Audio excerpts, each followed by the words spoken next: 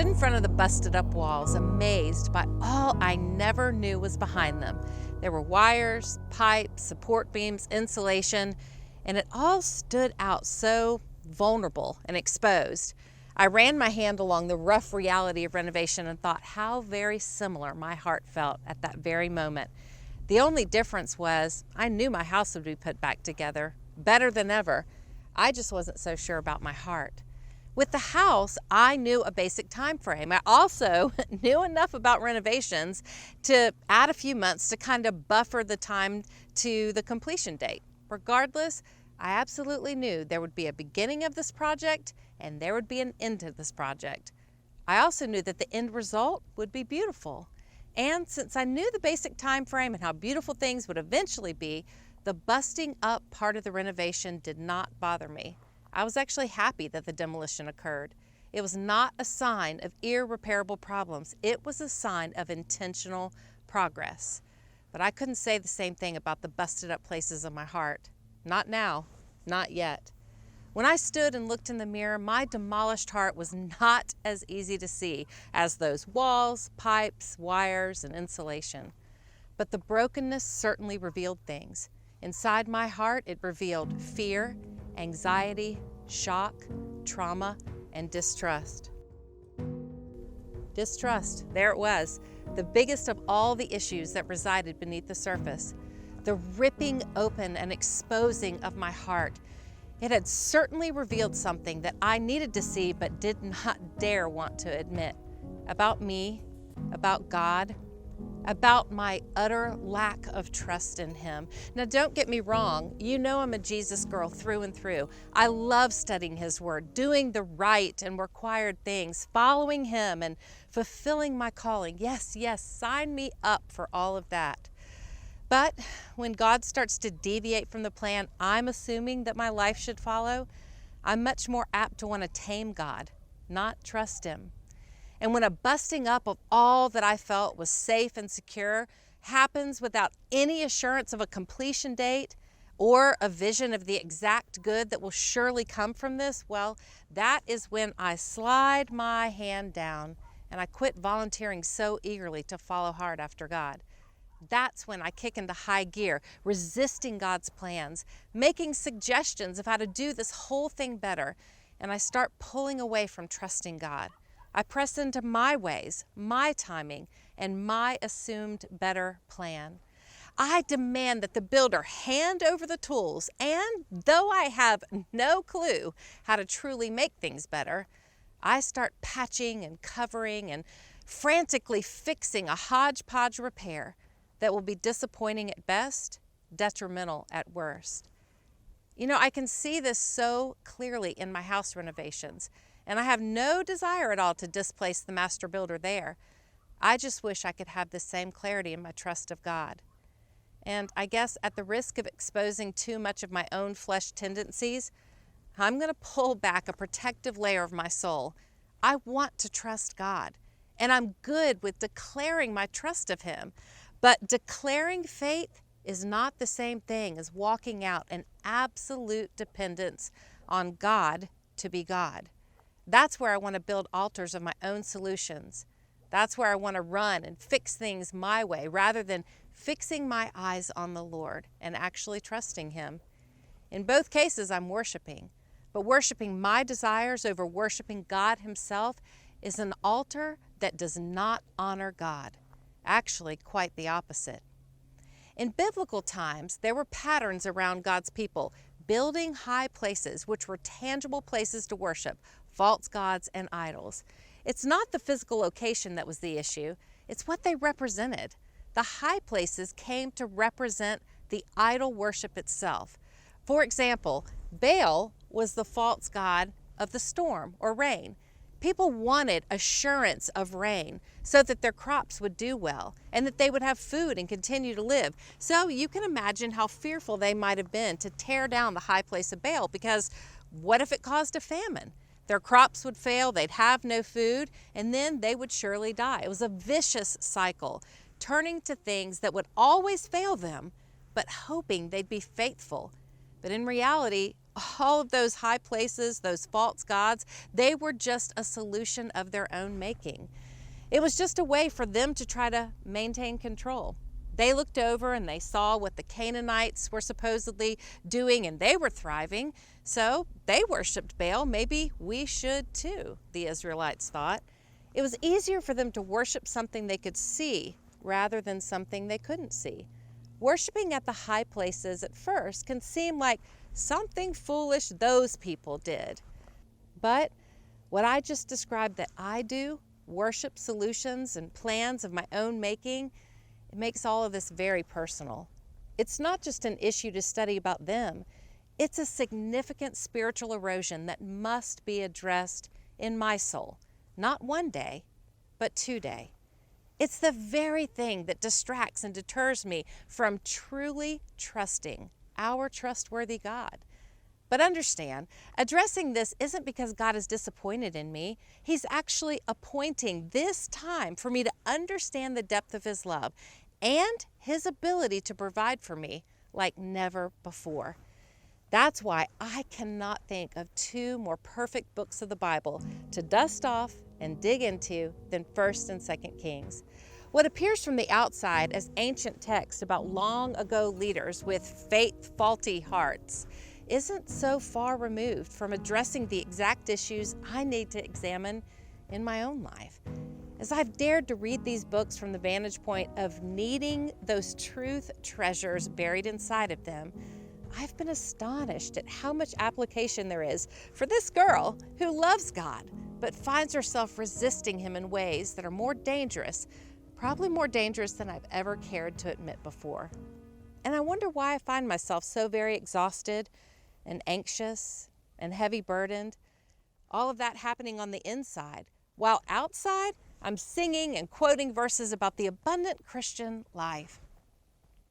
I guess you could say there's a disconnect somewhere between really living the faith I want and the one I'm actually living. Maybe you felt it too. I've seen it in your tear-filled eyes. I've heard it in your questions around the harder things to understand about God. And I'm so thankful that we're going to do this study together. I'll be honest, there's a lot we need to get through to uncover the ultimate lessons from the Kings. Your brain could start to wonder, why am I even studying this? It seems like there's just one bad decision after another with these kings. Even some of the really good kings we'll study that show so much promise, well, they're going to disappoint us too. But I really believe what we're going to learn is going to help us process through the hard realities we're facing and lead us to a deeper trust in our God, who is powerful to save, who does hear our cries for help, and who is the deliverer we can count on.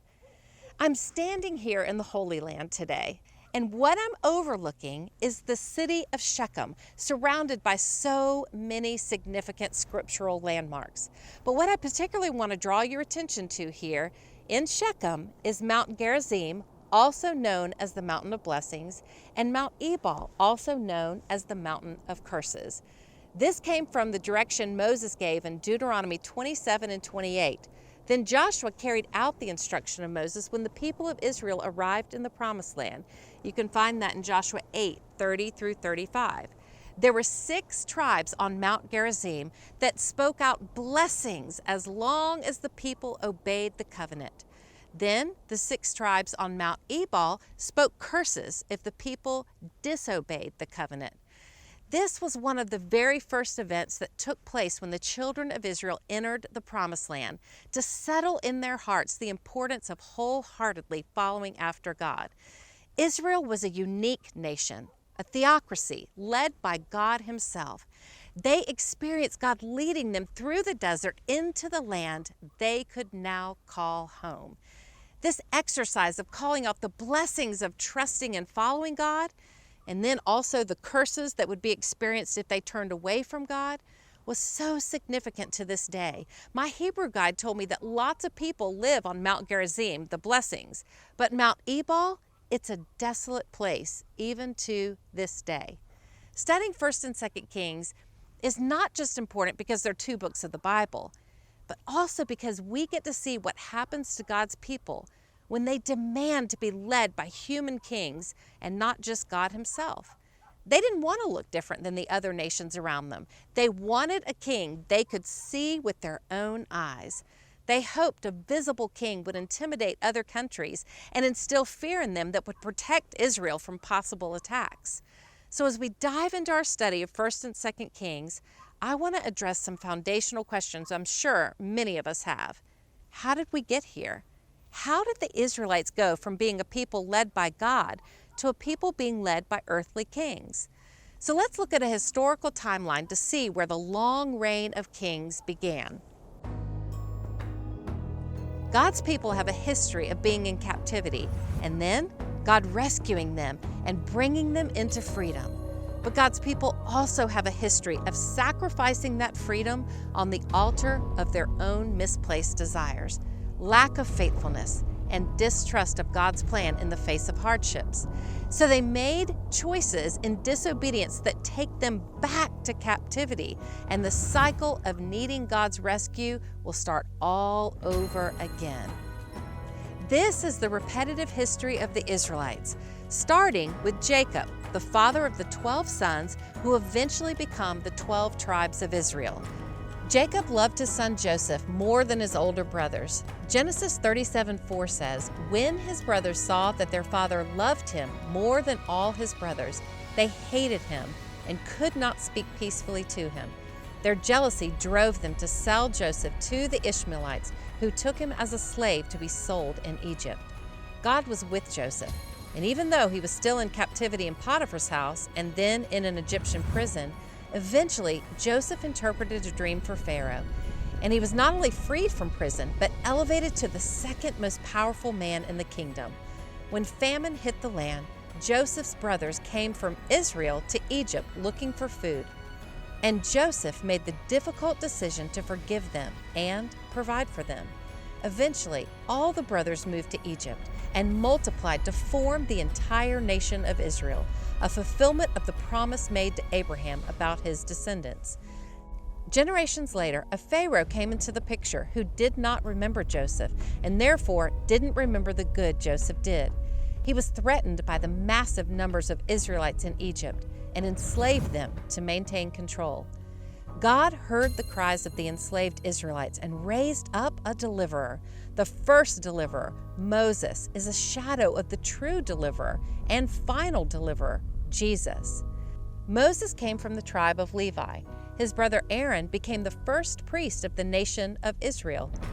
After God rescued and delivered the Israelites from slavery through Moses, they wandered on their way to Canaan, the promised land.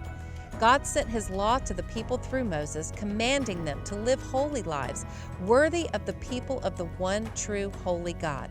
The people instead made idols and complained to Moses. Anger and distrust got the best of Moses, and he sinned against God. He was not able to enter the promised land as a consequence of his sin. Joshua, who was second in command to Moses, led the people into the promised land. He served as the general commander of the Israelites and was the last leader of Israel before the period of Judges. While they still had elders, they looked to Joshua as their leader, their spokesperson, to help lead them in the direction God wanted them to go.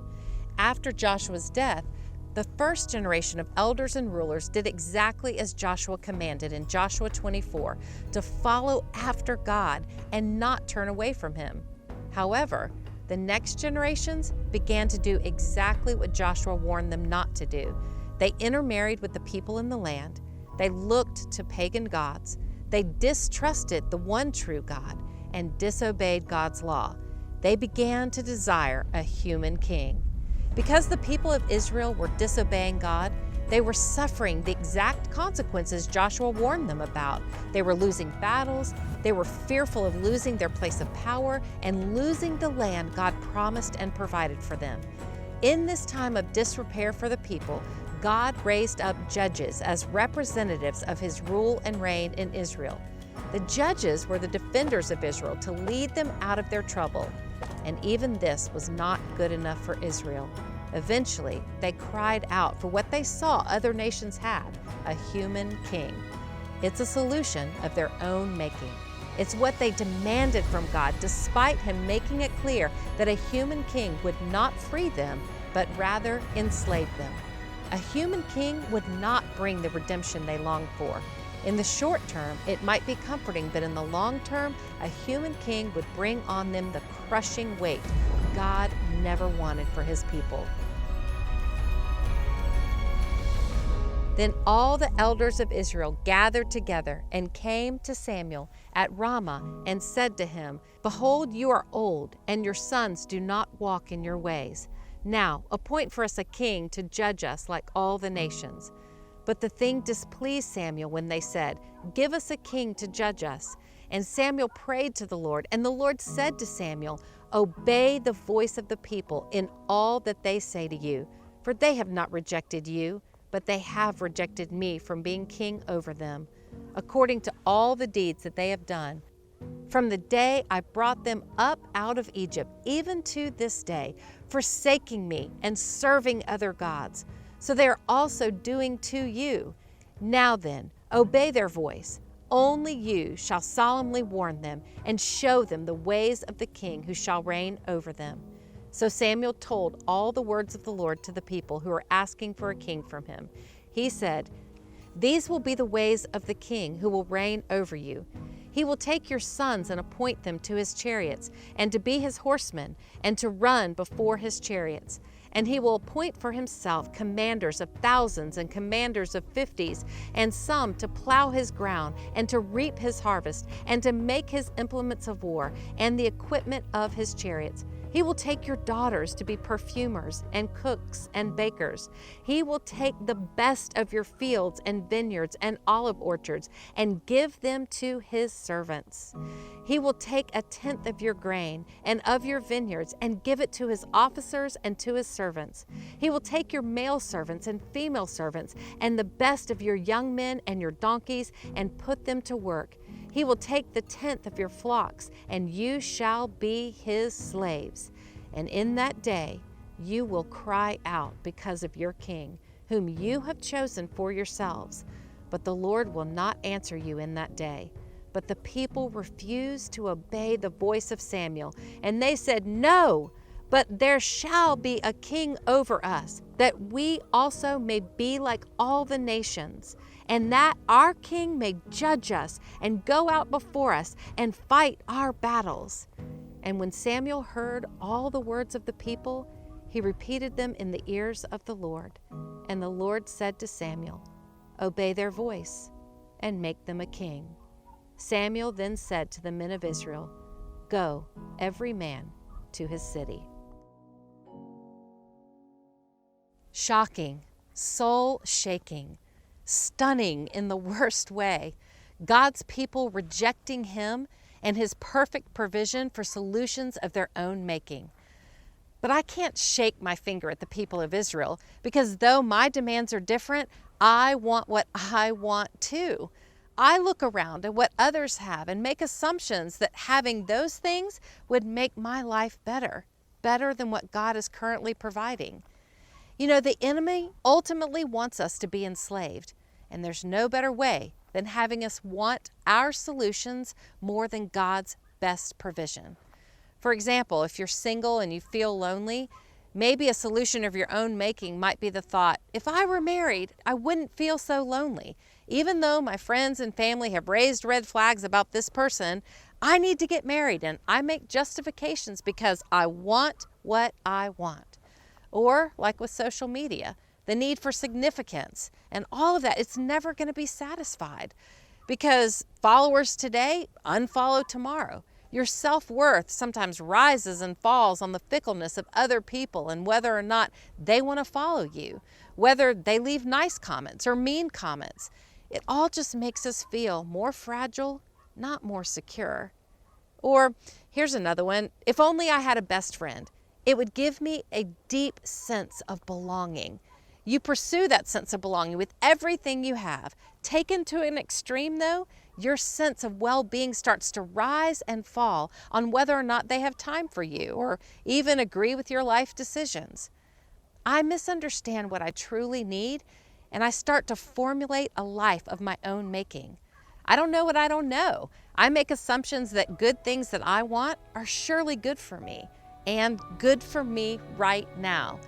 I say I trust God, but I don't trust Him to be God in this situation, in this desire of mine, in this assumption that I have that God isn't providing, so I'll just provide for myself.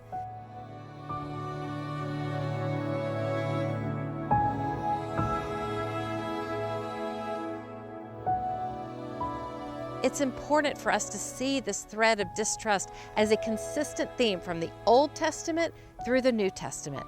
Remember what we have learned so far about Israel choosing an earthly king over the divine King of heaven. One of the most specific and tragic examples of this is in the rejection of Jesus for the release of Barabbas. In the New Testament, we find the story of Barabbas and Jesus, and it's in all 4 Gospels. It's important to learn what we can about Barabbas in order to identify those possible motivations for this devastating choice. We know that Barabbas is one of those among the rebels in prison who had committed murder in the insurrection. And I guess in my mind, I've always thought of Barabbas being a really bad guy to the people. But actually, because Barabbas, he would go and steal from some of the wealthy people, and his plan was really to disrupt the Roman authorities, the crowds liked him. They had a favorable opinion of a man like Barabbas. They didn't just talk about fighting for what they believed in, they were living it out. So while we know the reason for the release of Barabbas started with the instigation and the prompting of the chief priest and elders, it's also very likely the crowds would rather choose Barabbas because he represented and was actively involved in their agenda of freedom from the Roman oppression. I think Charles Spurgeon captures the complexity and simplicity of the issue as he taught that the people misunderstood Jesus' ultimate purpose. While they were drawn to Barabbas because he was trying to fill an immediate need of overthrowing Roman oppression, Jesus acts out of a purpose of eternal good for humanity. Spurgeon says his whole intent evidently was their good. His people reject him for an immediate good they were desperate for. I imagine some of the thoughts the crowd was feeling would be thoughts that maybe I'd be feeling. No, give us a king.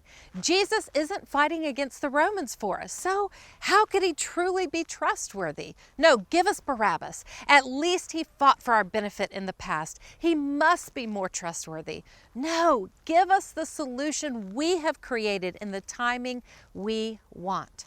However, the people's thought process was broken and in need of reorientation towards the truth of God. We need to remember the words of the psalmist in Psalm 111:7. The works of his hands are faithful and just. All his precepts are trustworthy.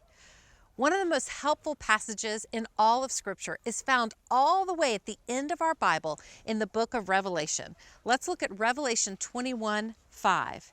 And he who was seated on the throne said, "Behold, I am making all things new." Also, he said, "Write this down, for these words are trustworthy and true." We can look to what will be to give us faith in the trustworthy nature of God in the middle of our right now. Oh, friends, in this study, I really want to create a safe place to acknowledge that sometimes we too distrust God. And I want us to discover how God will give us relief for our places of unbelief. Together, we're going to find a more grounded faith, beautifully renovated hearts, and a strengthened trust in God like never before.